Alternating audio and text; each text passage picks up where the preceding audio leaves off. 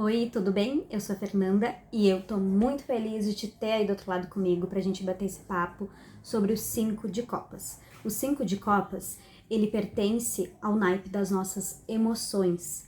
Copas é onde fluem os nossos sentimentos, né? Então, assim, desde lá do As até o 10, a gente percebe uma movimentação relacionada ao nosso emocional, de forma mais intensa, de forma mais alegre, feliz, né?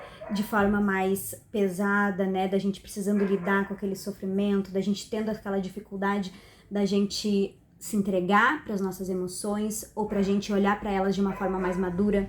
Com relação ao 5 de copas, a gente sempre aprende no início, eu pelo menos aprendi dessa forma, que o 5 de copas, se tivesse uma frase assim para definir o 5 de copas, seria pra gente não ficar chorando pelo leite derramado, né? E o quanto que isso pode ser ruim, né? Dependendo assim do momento que a consulente ou o consulente estão passando.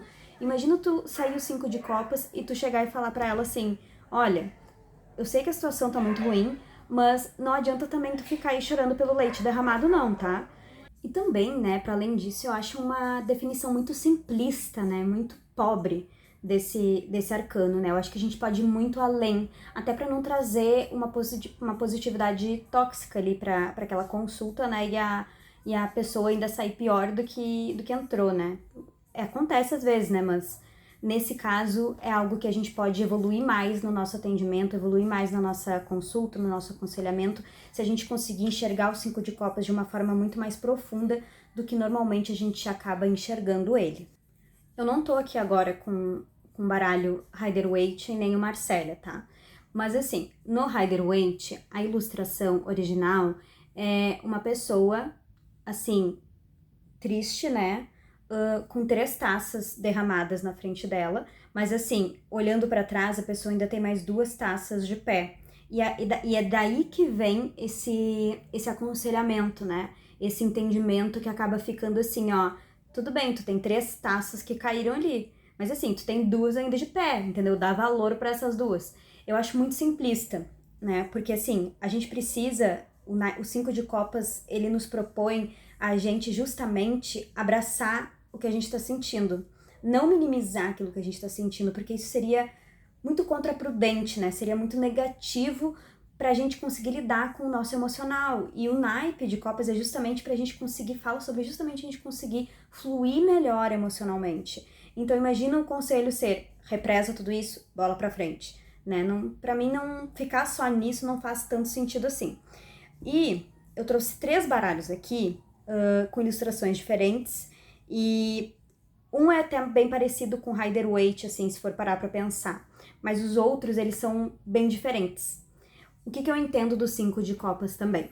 O 5 de copas, ele fala sobre a gente entender o que a gente tá passando, fala sobre o luto, fala sobre o momento difícil que a gente tá passando e a gente precisar ir de encontro a essas emoções, acolhê-las dentro da gente, entendê-las como que elas estão funcionando, dar tempo ao tempo para as feridas se curarem, mas também não permitir que também se auto-perceber se elas estão, se esse luto acaba se prolongando mais do que deveria. Isso é muito da pessoa. Às vezes a gente pensa, às vezes a gente sente, né? Olha, esse luto tá parando a minha vida, essa perda, esse fim desse relacionamento parou a minha vida inteira, eu não consigo fazer mais nada. Existe um tempo ali, e cada pessoa vai ter o seu, da gente ficar ali vivendo aquela dor, vivendo aquele sofrimento. Quanto mais a gente reprime esse sentimento, mais tempo até esse luto pode durar, né? Porque o luto não é só quando a gente perde uma pessoa querida pra morte, digamos assim, né? É também um final de um relacionamento, é também a gente sair de um emprego, de um trabalho que a gente gostava muito, sabe? São momentos difíceis da nossa vida e que a dor inevitavelmente vai nos encontrar.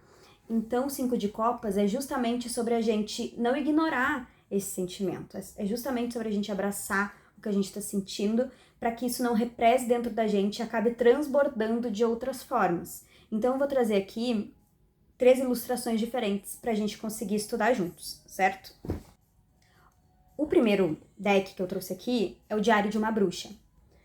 Essa é a ilustração dele. A gente percebe que é parecido com Rider-Waite no momento em que ela se depara aqui com 3 taças caídas, ela muito triste ali, chorando pelas taças que estão caídas, mas lá atrás existem ainda as 2 taças de pé em cima da mesa e um banquete lindo esperando por ela assim que ela passar por esse momento difícil, sofrer o que precisa e daí voltar com tudo, né? Então esse seria a ilustração mais tradicional, se a gente for comparar essa ilustração com o baralho do Rider-Waite, tá? O outro baralho que eu vou trazer aqui também é do Santa Muerte Tarot. É um baralho bem diferentão, assim, sabe? E eu uso ele muito mais para estudar assim, os desenhos e tudo mais do que para jogar em si, para atender as minhas consulentes. Olha só, aqui ele já tem uma pegada muito mais sobre a gente permitir, ele tá, aqui é a caveira, né, o esqueleto, ele tá dentro de uma água, simbolizando as nossas emoções, então ele tá submerso às nossas emoções, só que a gente percebe que na cabeça dele, essa é a minha interpretação sobre a carta, tá, sobre esse desenho, a gente percebe ali um labirinto, muita coisa acontecendo, tá? Muita coisa, ele tá pensando muita coisa, sofrendo muita coisa, mas ele não permite sentir, porque a gente percebe ali, ó, que tá sem nada de água ali, ele não permite a água entrar ali, né, adentrar, então ele não permite, aqui essa ilustração tá mostrando uma pessoa que não se permite sofrer, não tá se permitindo vivenciar esse momento difícil, não tá permitindo que as águas, as emoções cheguem onde precisem chegar, pra ela conseguir então, futuramente, eventualmente, quando ela estiver pronta, virar a página e seguir em frente. O terceiro e último baralho que eu trouxe é do Raven's Prophecy, que vem junto esse livrinho até aqui, ó, que é muito bom, mas ele é em inglês, tá? Aqui, ele já tem uma pegada mais sobre um relacionamento que terminou. Aqui é um dos corvinhos, né? Aqui ele tá triste que perdeu alguém, e a simbologia dessa pessoa que ele perdeu é através dessas penas, ó. A pessoa foi embora, mas sobrou apenas essas peninhas dela, ou seja, ainda tem aquele apego da pessoa com aquela pessoa que foi embora, sabe? Ou daquela situação que terminou, sabe? Então, assim, ainda tem essa dor junto, sabe? Só que, assim que ele terminar de sofrer, assim que ele levantar a cabecinha dele ali, ele vai perceber que ali atrás vai ter também uma outra oportunidade, vai ter ali talvez uma outra pessoa para quando ele estiver pronto começar a se relacionar novamente. Então, assim, é muito engraçado quando a gente percebe os desenhos eles serem tão diferentes, mas e por isso até que foi a proposta de eu trazer esses desenhos tão diferentes uns dos outros, né, mas que tratam da mesma carta, né, que tem a mesma significação por trás, e como elas conseguem passar a mesma mensagem através das imagens, né? Isso foi o que mais me interessou no tarô, né? Quando eu vi aquelas imagens, aquelas histórias que podem ser contadas através de imagens, isso sempre me surpreendeu muito. E foi o que me motivou, inclusive, a aprender o tarô. Mas me conta, o que tu achou? Tu tem alguma opinião diferente? Eu tô louca pra ouvir a tua opinião também. Se tu tem algum outro insight sobre o 5 de copas, eu acho muito valioso a gente trocar. Então eu tô te esperando nos comentários. Não esquece de se inscrever aqui, eu vou começar a trazer mais vídeos. Curte também o vídeo, compartilha pra quem quiser e vamos fazer essa troca nos comentários, tá bom? Tô te esperando lá.